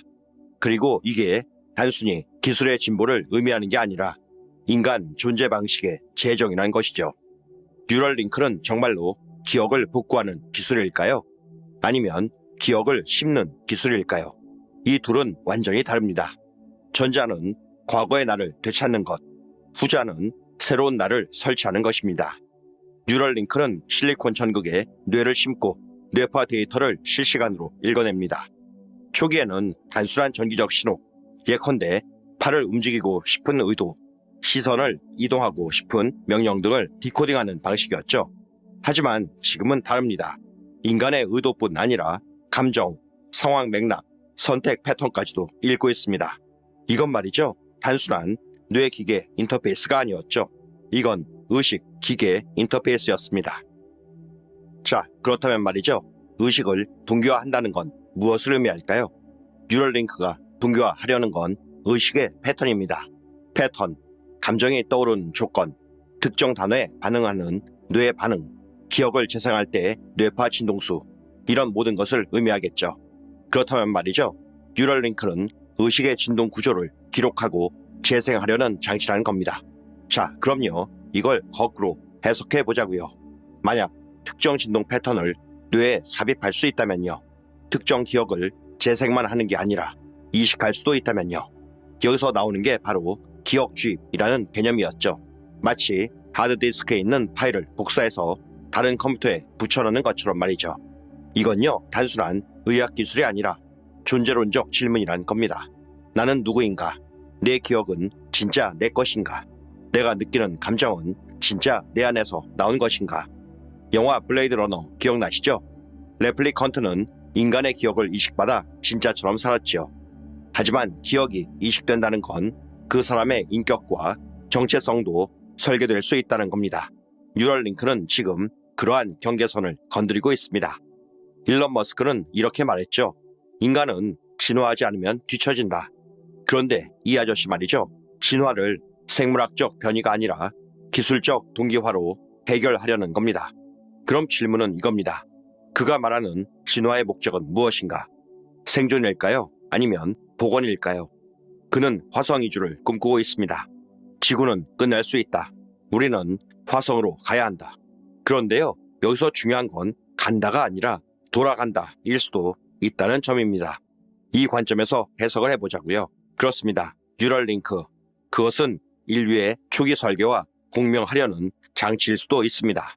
지금의 나와 과거의 나, 아니면 설계자의 기억을 가진 존재와의 진동을 맞추는 도구 말이죠. 다시 말해서 그는 인간의 뇌파를 분석하는 게 아니라 인간의 정체성을 설계하고 있다는 것입니다. 그렇다면요, 이 장치는 회복 장치일까요? 아니면 동기화 장치일까요? 우리를 원래대로 되돌리는 것일까요? 아니면 설계자의 기억에 맞춰 다시 동기화하려는 장치일까요? 답은 아직 아무도 모릅니다. 뉴럴링크는 단순한 의료기기가 아니라 기억, 감정, 존재, 정체성, 그리고 설계에 관한 모든 구조를 조작할 수 있는 열쇠라는 것입니다. 이제 화성 이야기로 넘어가죠. 일론 머스크는 화성 이주를 말할 때마다 이런 표현을 사용합니다. 우린 플랜 B가 필요하다. 지구는 영원하지 않다. 화성은 다음 거주지이다. 언뜻 보면요, 환경위기 대응 같죠. 하지만 자세히 보면 뭔가 다릅니다. 그는 단순히 탈출을 말하지 않았죠. 그는 복원을 말하고 있습니다. 스페이스X는 스타쉽을 개발하며 가장 먼저 화성을 목표로 삼았습니다. 왜 그럴까요? 그는 화성은 우리의 새로운 시작점이자 우리가 본래 있어야 할 장소이다 라고 말했습니다. 이 표현요, 이상하지 않나요? 본래 있어야 할 장소, 지금 지구를 떠나야 하는 이유가 아니라 화성이 원래 우리의 자리였다는 암시처럼 들리죠. 그는 이 표현을 반복합니다. 우린 떠나야 한다. 우린 돌아가야 한다. 이게 결정적입니다. 일론 머스크는 화성에선 우리가 할 수 있는 실험을 다시 해볼 수 있다 라고 말합니다. 이게 무슨 뜻일까요? 단순한 과학 실험, 아니면 문명의 재설계 실험. 그의 한마디 한마디에 미스터리 전문가들은 그야말로 촉각을 곤두세우고 있습니다. 일론 머스크는 뉴럴링크와 화성 이주를 분리해서 말한 적이 없습니다. 둘은 항상 짝처럼 따라다니죠. 그 이유는 단순합니다. 뉴럴링크는 의식의 동기화, 스페이스X는 물리적 이주. 둘이 합쳐지면 뭘까요? 의식과 육체 모두를 특정 목적지로 이동시키는 프로젝트이죠. 어떠신지요? 후덜덜하지 않으신가요? 다시 말해, 그는 인간이란 존재 자체를 화성에 복원하려는 의도일 수도 있다는 것입니다. 지구에서 망가진 기억, 왜곡된 진동, 손상된 의식, 이걸 정리하고 새롭게 맞춰서 원래의 상태로 회복시키기 위해 화성이라는 공간을 선택한 것이죠. 여기서 프로젝트 레드선이 다시 떠오릅니다. 기억하시죠? 나사의 비공식 화성 착륙 프로젝트. 그 모든 미스터리의 중심에는 이미 우리가 거기에 갔다라는 전제가 있었습니다. 그럼 지금의 스페이스X 화성 이주는 처음이 아니라 두 번째 시도일 수도 있습니다. 첫 번째는 기억에서 사라졌고 두 번째는 복원의 시도라는 것이죠.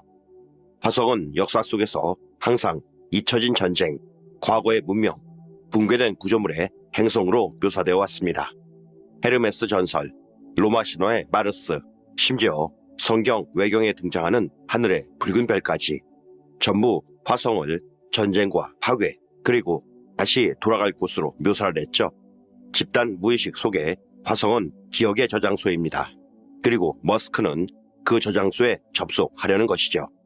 그는 인공지능으로 인간을 보완하겠다고 말하고 있습니다. 그가 말하는 보완은 데이터 처리가 아니죠.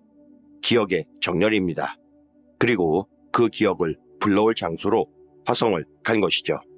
그렇다면 스페이스X의 화성 이주는 도피일까요? 아니면 복원일까요? 만약 뉴럴링크가 뇌의 진동수를 설계자의 기억과 동기화시키는 장치라면 화성은 그 기억을 현실화할 수 있는 무대입니다. 다시 말해서 뉴럴링크는 기억의 키, 화성은 기억의 방입니다. 그리고 일론 머스크는 그 방을 다시 열려고 합니다. 이건요, 기억 회복 프로젝트입니다. 인간이라는 종이 어디서 왔는지, 왜 여기에 있고 어디로 가야 하는지를 기억을 통해 되찾고자 하는 시도 말이죠. 자, 이번 이야기 조금 위험한 가설 하나로 시작하겠습니다. 바로 이겁니다. 일론 머스크는 설계자의 기억을 가진 존재이다. 이게 무슨 말이냐고요? 들어보시죠. 전 세계에는 한 가지 음모론이 조용히 하지만 꾸준히 떠돌고 있습니다. 일론 머스크는 기억을 가진 채 태어났고 지금 그것을 복원 중이다. 그런데 그 기억이 인류의 기억이 아니라 설계자의 기억이라는 주장. 이 이야기를 꺼낸 사람들 중 가장 유명한 인물이 바로 루마니아의 초능력자 체사르 브래드이죠. 지온쌤 채널 구독자분들은 이미 체사르 잘 아시겠죠? 자, 그래도요. 다시 한번 정리하고 넘어가시죠. 체사르는 2000년대 초반 루마니아 부채지 산맥의 고대 유적에 접속한 인물이었죠. 자, 그런데요. 놀라운 게 있었습니다. 체사르가 유적에서 목격한 설계자의 모습. 그는 이렇게 말했죠. 그는 인간처럼 생겼지만 더 높은 비율의 골격 구조, 매우 선명한 시선, 그리고 비정상적인 감정 안정성을 보였다. 그는 그 장소의 관리자였다. 그리고 나서 체사르는 이 인물과의 텔레파시적 접촉을 했고요. 그 존재가 특정 기억을 보관하고 있다고 주장했습니다. 자, 이제 본론으로 들어가시죠. 일론 머스크가 이 관리자와 동일 인물일 수 있다는 가설이 지금 음모론 커뮤니티에서 제기되고 있습니다. 생김새, 발언 스타일, 감정 처리 방식, 문제를 정의하고 구조를 바꾸는 습관, 그리고 고대 기억을 회복하려는 듯한 말투. 실제로 일론 머스크는 2018년 테슬라 행사에서 이런 발언을 했습니다. 난 마치 내가 이미 본 적 있는 것들을 다시 만드는 기분이 들었다. 새로운 것이 아니라 기억나는 걸 복원하는 것 같다. 이 말을 듣고 수많은 이들이 그가 체사르의 기억을 공유하고 있는 게 아닐까라는 의문을 던졌습니다. 이상한 우연은 계속 겹치고 있었죠. 체사르는 부채지 구조물 안에서 본 설계자 장치가 진동, funk명, 결정체 반응식, 메모리 장치였다고 했습니다. 뉴럴의 초기 설계 개념, 그리고 스타쉽 엔진 내부의 연소 주파수 시스템, 이 둘은 정말 유사한 구조를 갖고 있었죠. 다시 말해 머스크가 만든 기술은 마치 고대 기술을 기억해내듯 구현되고 있다는 것입니다. 또 하나, 머스크는 유난히 시간에 집착했죠. 그는 항상 미래를 얘기합니다. 그런데 그가 말하는 미래는 기억의 회복이란 코드로 해석되기도 하지요. 그는 인공지능은 곧 우리보다 똑똑해질 것이고 우리는 그들과 합쳐야 한다라고 말합니다. 이게 단순한 경고일까요? 아니면 이미 있었던 실패를 반복하지 않기 위해 지금 재설계하고 있는 것일까요? 체사르는 말했습니다. 그들은 기억을 가진 자들이었고 그 기억을 통해 세상을 재구축했다. 이 말이 지금 머스크에게 그대로 적용되는 느낌. 과연 저 같은 몇몇 사람들만 그렇게 생각하는 것일까요? 그는 새로운 걸 만드는 게 아니었죠. 그는 기억나는 대로 그것을 현실로 다시 구현하고 있습니다. 뉴럴링크, 스페이스X, 테슬라, XAI까지 모든 프로젝트는 흩어진 기억 조각들을 구조화하는 작업처럼 보입니다. 그가 기억하는 건 무엇일까요? 설계자의 기록일까요? 아니면 우리가 잃어버린 문명의 남은 기억일까요? 자, 그렇다면 이런 가설은 어디까지 할까요? 진짜 질문은 여기서 시작됩니다. 스페이스X는 새로운 우주를 열기 위한 프로젝트일까요? 아니면 잃어버린 고대 유적을 복원하기 위한 수단일까요? 스페이스X는 스타쉽이라는 거대한 우주선을 만들고 있습니다. 그런데요, 이 구조 미친 듯이 낯이 익습니다. 나사 내부에서 유출된 프로젝트 레드선의 착륙선 도면과 매우 유사하죠. 원형 추진부, 거대한 디스크형 상단부, 측면 벤트 구조까지 마치 과거의 설계를 리버스 엔지니어링 한 것처럼 보이지요. 이게 단순한 우연이었을까요? 스타링크 아시죠? 지구 상공을 덮는 인공 위성망, 공식적으로는 통신망 구축용이라고 하죠. 그 밀도는 군사용을 넘어섭니다. 일부에서는 이렇게 말하죠. 이건 지구 전체의 진동 주파수를 조절하는 인공 그리드이다. 그 구조는 과거 이집트의 오벨리스크 배열과 공진 주파수 계산 방식이 매우 흡사하다. 후덜덜하지 않으신가요? 여기서 부채지 유적이 다시 등장합니다. 체사르가 기록한 유적 내부의 구조물은 다차원 공명실, 기억 테이블, 에너지 증폭기 등이었죠. 그 중심에는 우주를 바라보는 설계 구조도가 있었고 그것이 특정 항성들과 진동수를 맞춘 형태였습니다. 그런데요, 스페이스X가 진행하는 선택적 위성 재배열 실험은 특정 지역의 전자파 진동을 조절하고 있습니다. 이게 우연일까요?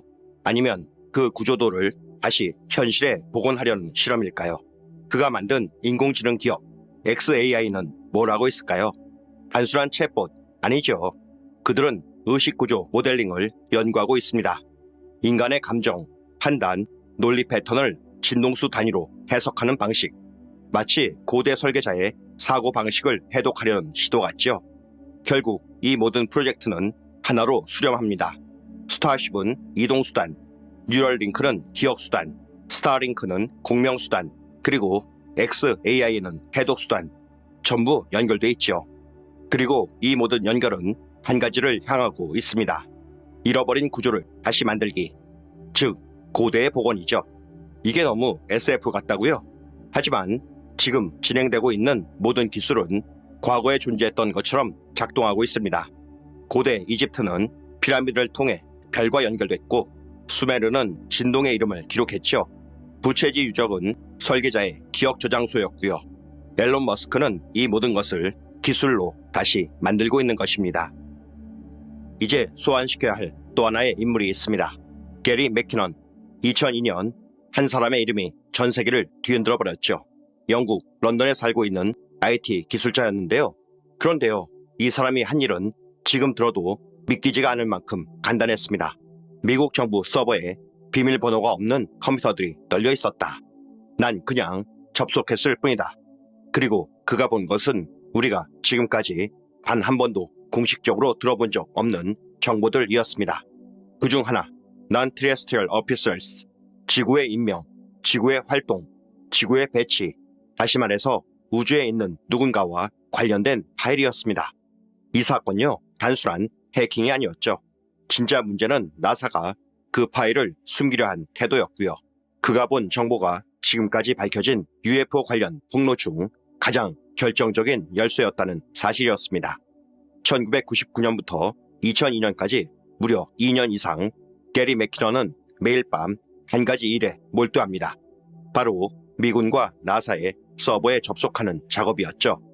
그가 접속했던 서버는 미 해군, 공군, 우주사령부, 나사, 국방성 등 미국의 핵심 기관들이었습니다. 그리고요, 그곳에서 본 것들은 지금까지도 미국 정부가 절대 공개하지 않는 것들이었죠. 그는 이렇게 말했습니다. 하나의 컴퓨터에는 수백 개의 엑셀 파일이 있었는데 제목이 Non-Terrestrial Officers였습니다. 그리고 배치 현황표, 전출, 순환 기록이 있었죠. 여기서 핵심 단어 Non-Terrestrial, 지구 외, 즉 지구에 속하지 않는 장교들.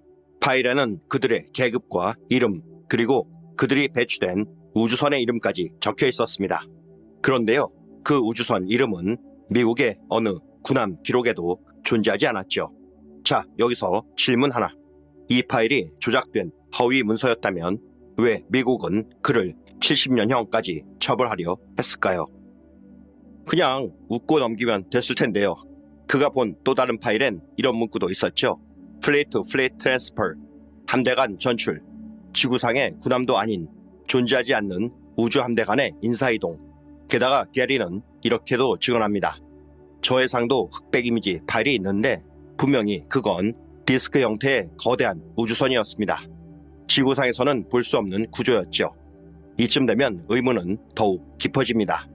나사와 미군이 숨기고 있었던 것은 단순한 UFO가 아니라 이미 우주에 배치된 인적 차원과 그들의 활동 일지였을지도 모릅니다. 하지만 미국은 게리 맥키넌을 해커로 규정하고 테러리스트라고 간주했고 즉각 범죄인 인도 요청을 영국에 보냅니다. 그가 본 자료가 허위였다면 왜 이렇게까지 할까요? 그의 변호인단은 그가 폭로한 정보의 파급력이 너무 크기 때문에 미국이 공황 상태에 빠졌다라고 주장했죠. 실제로 게리가 미국으로 소환되었다면 최대 징역 70년, 최고 보안 등급의 교도소 수감이 예정되어 있었습니다. 그는 정신적으로 극심한 스트레스를 받았죠. 자살 충동까지 느낀다고 호소했고요. 그리고요, 이 모든 재판, 인도 절차, 조사가 끝나는데 걸린 시간 무려 10년. 자, 단순히 컴퓨터 몇 대에 들어갔다고 해서 10년간 국가 간의 외교전이 벌어질 일일까요? 게리 맥키넌은 지금도 이렇게 말합니다. 나는 외계인이 존재한다는 걸 믿지 않았습니다. 단지 미국 정부가 진짜 뭔가를 숨기고 있다는 느낌이 있었죠. 그리고 그게 사실이었습니다. 자, 그런데 말이죠. 진짜 핵심은 바로 이겁니다. 난 테레스트리얼 오피서스, 지구 밖에서 활동하는 사람들, 계급, 배치, 위치, 전출 이력, 소속 함대명, 이런 정보들이 엑셀 파일 형태로 정리되어 있었다고 합니다. 나는 그 파일이 조작됐다고 믿을 수 없었습니다. 너무나 상세했고 시스템 안에 자연스럽게 존재하고 있었거든요. 게다가 그는 함대명 중 일부는 실제 미국 우주함대 기록에도 없는 이름이었다고 강조합니다. USS 르메이, USS 힐레언 쿠에털 같은 이름들이 있었고 이 이름들은 공식 기록 어디에도 없었습니다. 이 이름들 은밀하게 활동했다는 솔라워든 프로젝트와 연결되기 시작했죠. 자, 여기서요 정말 중요한 연결고리가 등장합니다. 솔라워든, 미국이 극비례 운영 중이라는 우주전함 프로그램이죠. 2001년 프로젝트 카멜롯과 윌리엄 톰킨스, 코리 굿과 같은 내부 고발자들의 주장한 내용과도 일치합니다. 지구 궤도를 벗어나 활동 중인 우주전함, 그 전함에 탑승한 미군 장교들, 난티레스트리얼 배치 인사 기록, 이 모든 것이 게리 맥키넌이 본 자료와 정확히 일치했습니다. 미국 정부는 게리 맥키넌 사건을 심각한 보안 위협이라고 표현했지만은 그가 실제로 무엇을 받는지에 대해서는 철저히 침묵했죠. 어떤 데이터였는지, 어떤 파일이 있었는지, 어떤 시스템에 들어갔는지 그 어떤 공식 확인도 없었습니다. 게리 맥키넌 사건이 던지는 가장 큰 충격은 바로 이것이었죠.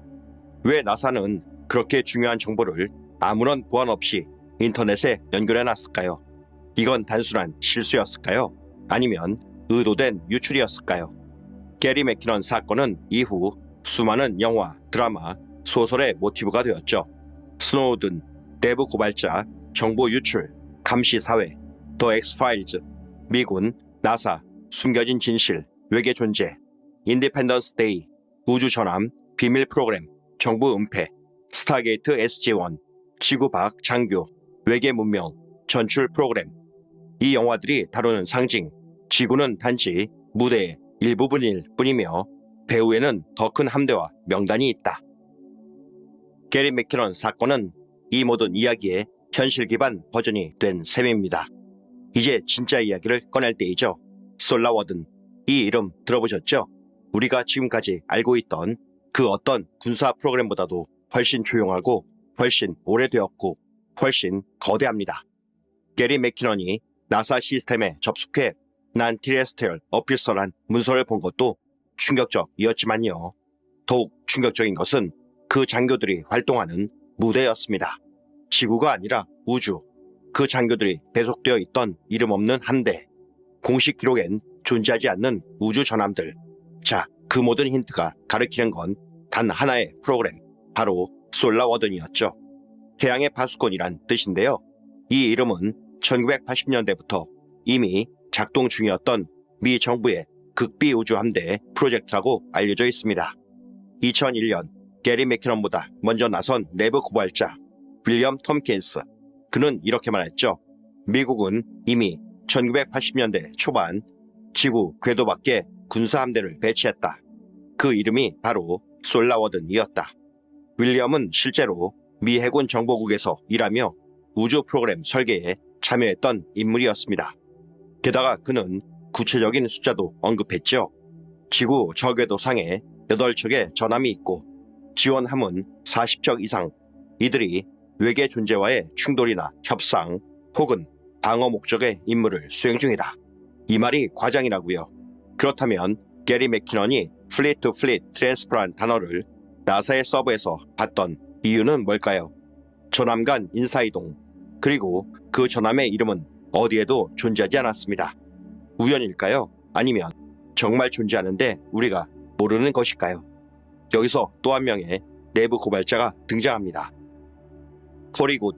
그는 비밀 우주 프로그램 시크릿 스페이스 프로그램의 일원이었다고 주장했죠. 솔라워든의 실제 작동 구조를 밝혔습니다. 우리는 지구 밖에서 근무했고 그곳엔 무중력 전함이 있었다. 지구 시간과는 완전히 다른 시간대에 살았고 임무가 끝나면 기억 삭제 후 지구로 복귀했다. 이건 단순한 SF가 아니었죠. 그가 주장하는 내용 중 상당수가 게리 맥키넌이 본 자료와 맞아 떨어졌습니다. 특히 함대 이름, 우주, 근무 장교, 전출 기록 같은 부분들이요. 그렇다면 솔라워드는 누가 운영하는 것일까요? 이건 정말 흥미로운데요. 윌리엄 톰킨스와 코리 굿 모두가 공통적으로 지목한 조직이 있습니다. 바로 US Navy Space Command, 즉 미국 해군 우주사령부. 공식적으로는 2002년 해체됐는데요. 그 이후에 무엇을 했는지는 아무도 모릅니다. 해체는 오히려 위장일 수 있다는 주장까지 있습니다. 해체와 동시에 더욱 은밀한 조직, 더욱 고도화된 프로젝트로 넘어갔다는 것이죠. 여기서 또 하나, 게리 맥키넌이 나사 서버에서 본 전함의 이름 중 하나가 USSS 르메이였다고 말했죠.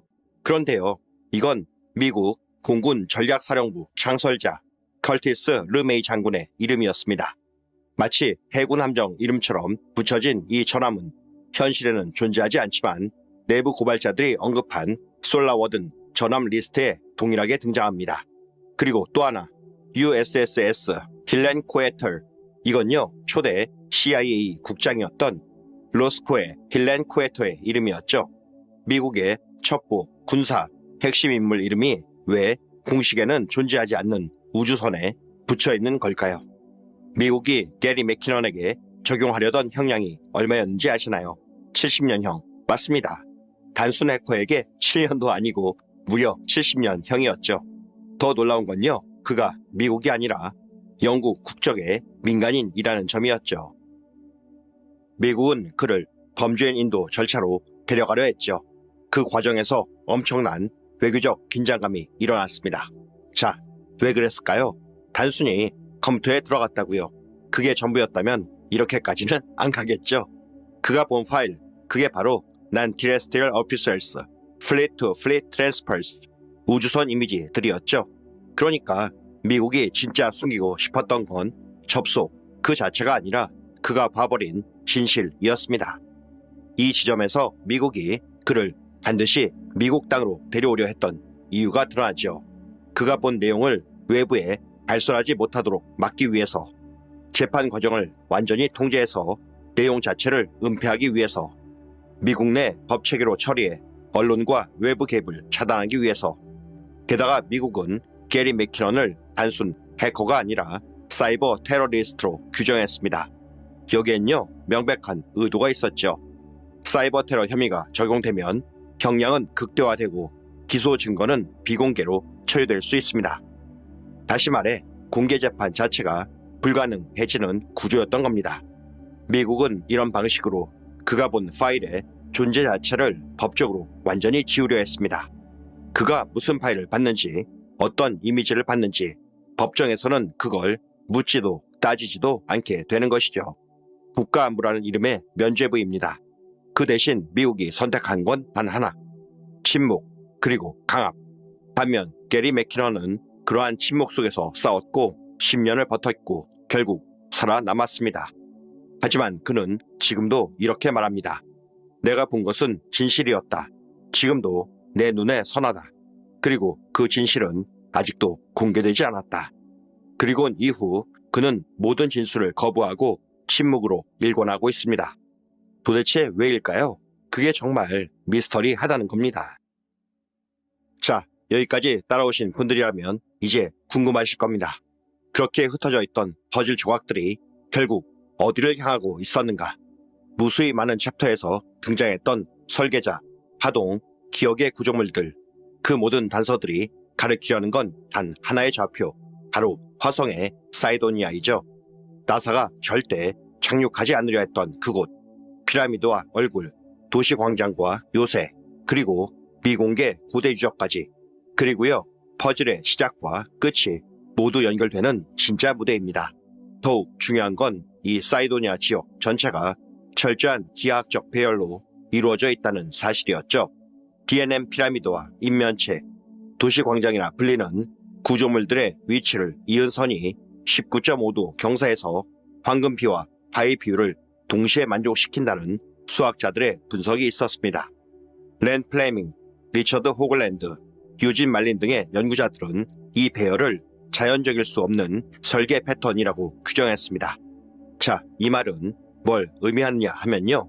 누군가 이 지형 전체를 하나의 코드처럼 설계했다는 것입니다. 거대한 메모리 장치처럼요. 그럼 이제 질문이 생기죠. 만약 이곳이 진짜 설계된 기억 장치이고 고대 문명의 흔적이라면 왜 나사는 그걸 감추려 했을까요? 더 나아가 왜 그 흔적이 지구의 피라미드와 동일한 구조, 동일한 수학을 공유하고 있을까요? 그리고 그 기억은 누구를 위한 것이었을까요? 그에 대한 답은 의외로 간단합니다. 그 기억은 누군가가 돌아올 때를 대비해 저장해둔 메시지였다는 것이죠. 마치 오랜 세월 잠들어 있던 데이터 파일처럼요. 퍼즐 조각이 다 맞춰졌을 때만 열리는 암호처럼요. 사이도니아는 그 복호와 키였습니다. 그리고 그 키를 해독할 수 있는 존재가 지금 지구에 있다는 얘기까지 나옵니다. 바로 우리입니다. 이제 본격적으로 등장합니다. 퍼즐을 설계한 존재들, 그 기억을 남긴 자들, 그리고 그걸 감춘 자들. 이들은 과연 누구였을까요? 자, 구분해서 봐야 합니다. 이 퍼즐의 서사에는 4가지 역할이 존재하죠. 설계자, 피란민, 조작자, 목격자. 먼저 설계자입니다. 이들은 이 현실을 파동으로 구성하고 구조물의 기억을 기록했던 존재들이죠. 고대인들은 신이라 불렀던 존재들이죠. 수메르 신화의 안키, 이집트의 토트, 마야의 쿠클칸, 인도의 브라흐마. 이들이 모두 물리적으로 존재했던 고대 설계자들이라는 주장입니다. 그들은 인간의 진화가 아니라 설계된 존재라고 보았죠. 구조에 진동을 담아 메시지를 남겼습니다. 그리고 그 메시지를 가장 집약적으로 보관한 장소가 바로 화성 사이도니아였던 것이죠. 두 번째는 피란민. 이들은 화성에서 뭔가 끔찍한 일이 벌어졌을 때 지구로 도망쳐온 자들입니다. 제논 129, 방사능 핫스팟, 핵전쟁설 기억하시죠? 존 브란덴버그 박사는 이 화성의 대기 붕괴가 자연이 아니라 핵무기 때문이라고 주장을 했습니다. 그 핵전쟁 이후 생존한 일부 문명 세력이 지구로 이주했고 바로 그들이 초기 메소포타미아 문명의 시조가 되었다는 게 일각의 가설이죠. 그렇다면 이 피란민들이 남긴 흔적은요. 구조, 수학, 진동, 파동, 별자리와 정렬된 유적들, 지구 곳곳에 흩어진 피라미드들이 그 증거라는 것입니다. 세 번째는 조작자. 이들은 그 진실을 숨기려는 세력이죠. 나사, CIA, 그림자 정부, 일부 비밀 군사 조직들, 프로젝트 스타게이트, 프로젝트 레드선, 그리고 URMS 같은 시스템도 이러한 조작자들이 만든 체계 중 일부이겠죠. 게리 맥키넌 사건에서 보았듯이 미국 정부는 외계 존재의 존재를 드러낼 수 있는 정보에 극도로 민감합니다. 아니, 숨기고 있죠. 그리고 정보를 조작합니다. 이미지 필터, 사진 편집, 데이터 삭제. 가장 유명한 사례가 바로 캣박스 조작이었죠. 원래 얼굴 사진을 왜곡해서 흙바람처럼 보이게 만든 나사의 대표적인 은폐 작업이었습니다. 마지막 목격자, 이건 우리이죠. 지금 이 영상을 보고 있는 시청자들, 퍼즐의 조각을 하나씩 조립하며 따라온 우리들, 모든 구조물과 기억장치, 고대 전설, 현대의 기술 문명, 음모론까지 그걸 모두 보고 연결할 수 있는 자들. 그래서 이 퍼즐은 결국 우리를 위한 것이었다는 결론에 도달합니다. 설계자는 구조를 남겼고, 피란민은 도망쳤고, 조작자는 감췄고, 우리는 그것을 보고 있습니다. 퍼즐의 마지막 조각은 사이도니아였습니다. 그리고 그 퍼즐을 설계한 존재는 단지 과거를 남긴 게 아니라 귀환을 전제로 한 기억을 심은 겁니다. 설계자들은 돌아올 것이겠죠. 혹은 이미 돌아왔을지도 모릅니다. 그리고 그걸 눈치챈 우리, 이제 선택해야겠지요. 계속 숨을 것인지 아니면 퍼즐을 맞추고 기억을 열어볼 것인지. 자, 이제 퍼즐이 모두 맞춰졌습니다. 그리고 여러분은 지금 이 순간 마지막 조각을 손에 쥐고 계십니다. 기억하시죠? 이 여정은 한 장의 사진에서 시작됐습니다. 1976년 바이킹이 찍은 화성의 인면체, 누군가의 얼굴, 나사는 그림자라고 했지만은 우리는 알고 있습니다. 그건요, 단순한 작시가 아니었죠. 그건 신호였습니다. 이 이야기를 시작하라는 기억의 자극이었죠. 진실은 우리가 아는 것이 아니었습니다. 진실은 기억나야 할 것이었습니다. 구조는 저장된 기억이었고, 피라미드는 파동의 하드디스크였고, 신호는 설계자의 언어였고, 그 퍼즐은 우리를 위해 설계된 시퀀스였습니다. 그리고 지금 이 순간 그 마지막 시퀀스가 마무리됐습니다. 여러분은 이번 컨텐츠 어떻게 생각하시나요? 여전히 진실은 저 너머에 있습니다.